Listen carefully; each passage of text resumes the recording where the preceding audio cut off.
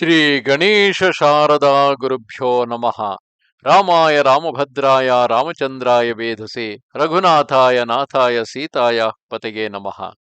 Welcome to all for this session on Sri Ramayana with chapter 16 of Aranyakanda. In the previous chapter we have seen, as per the directions given by Sri Agastya, Rama, along with Sita and Lakshmana, came to the area of Panchavati and they constructed a small hut there as their hermitage and started living there peacefully. While the magnanimous Rama was sojourning there, Ataman passed away and the winter season set in. One day at dawn, the issue of the house of Raghu went to, the children, the Rama, Lakshmana, and Sita, they went to the enchanting river Godavari to perform his ablutions, and the valiant Saumitri, Lakshmana, pitcher in hand, following humbly with Sita, addressed him, saying, "Now that season dear to you has come, O amiable prince, during which the whole year seems to clothe itself in splendor. The ground is covered with frost, and water is no longer pleasant to drink.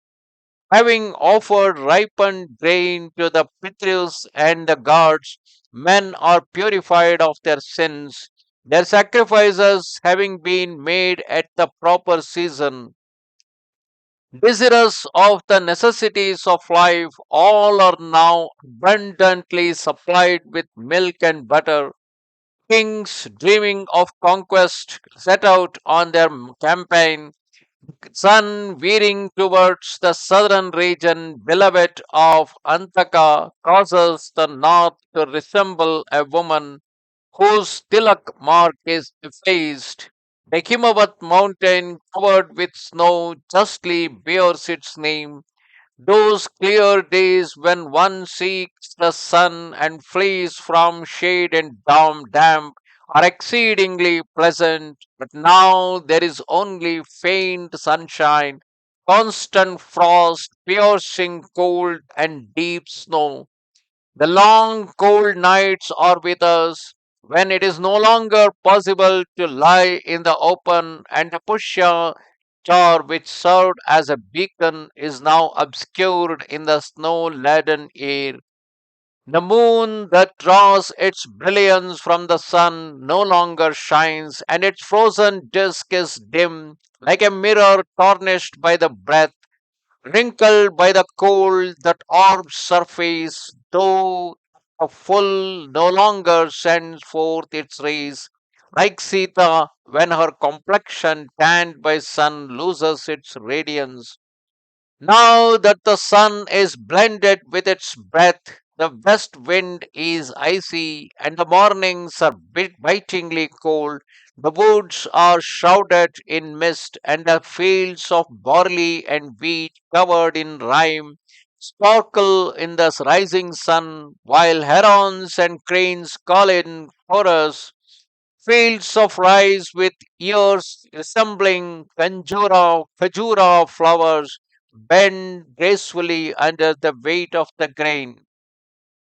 With its rays scarcely penetrating the snow laden mount clouds, the sun, long after it has risen, resembles the moon, but gradually gaining strength during the morning hours, rejoices the heart at noon, its rays shedding a pale beauty on the earth, causing the woodland rides, covered with grass and drenched with dew, to sparkle.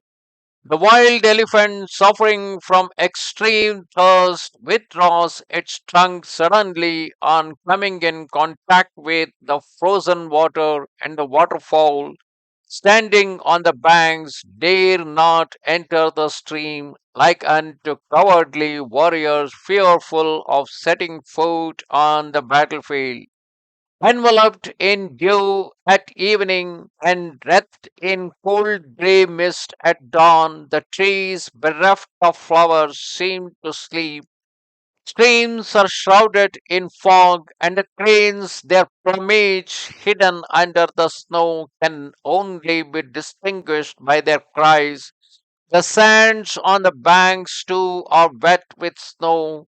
On account of the weakness of the sun's rays, the water remains in the hollow of hard rocks after the fall of snow and tastes sweet. The lotuses are nipped by frost, their streams dried up, their stamens dried up, their petals fallen, only the stacks remaining, and in the grip of the bitter cold have lost all their beauty. O lion among men, at this season, in devotion to you, the unfortunate and faithful Bharata is undergoing penance in the city because Rama and Lakshmana they are still under the impression that Bharata must be staying at Ayodhya, though Bharata had moved to Nandigrama, leaving Ayodhya the city. Renouncing kingdom, pomp, and every pleasure, practicing austerity, he gives himself up to fasting and restraint because while leaving from the Chitrakuta mountain, Bharata told that he would wear the garb of an ascetic and will live on fruits and berries. And at this very hour is certainly making his way to the river Sarayu, surrounded by his ministers in order to perform his ablutions.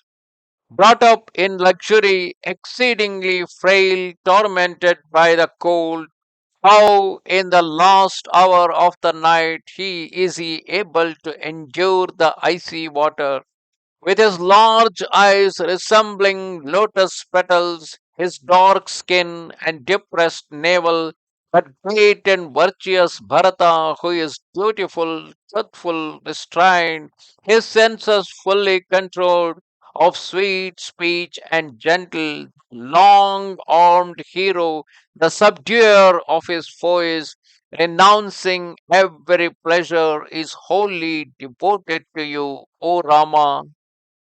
My brother, the magnanimous Bharata, by living as if banished into the forest in imitation of your resident there, has conquered heaven, O Rama.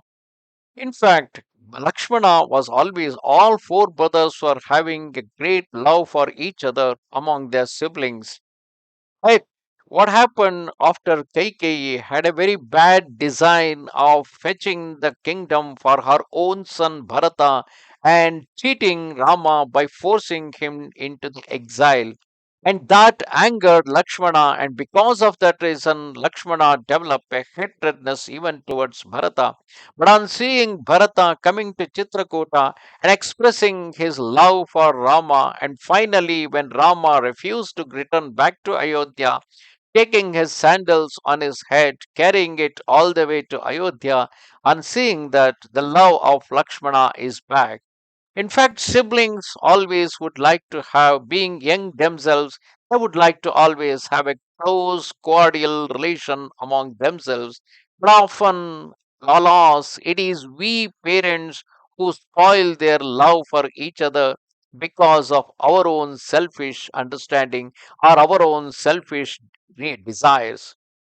It is said that the man resembles his mother and not his father. If it be so, how can a woman as cruel as Kaikeyi be his mother?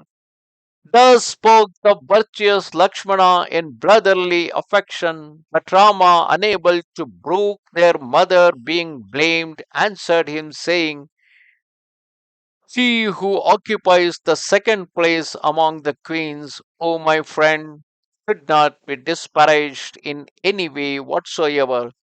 You yourself continue to speak of Bharata, the protector of the house of Ikwaku. Though I have determined to dwell in the forest, yet my love for Bharata shakes my resolve and causes me to waver anew.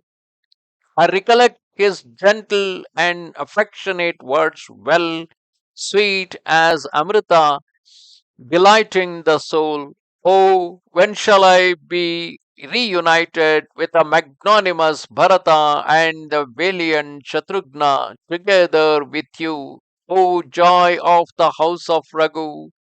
Lamenting thus, Kakusta came to the Godavari river where he, his younger brother, and Sita performed their ablutions. Then, having offered water to the gods and the Pitras, those sinless ones worshipped the rising sun and the Lord Narayana, thus purifying themselves. Thereafter, Rama, accompanied by Sita and Lakshmana, appeared beautiful, resembling the Lord Shiva, accompanied by Nandi and the daughter of the mountains. Thus ended chapter 16 of Aranyakanda in Ramayana. It is because of this reason seeing the wonderful nature of Rama, his attachment, his friendliness towards his brothers, his friendliness towards his wife, his friendliness towards his subject.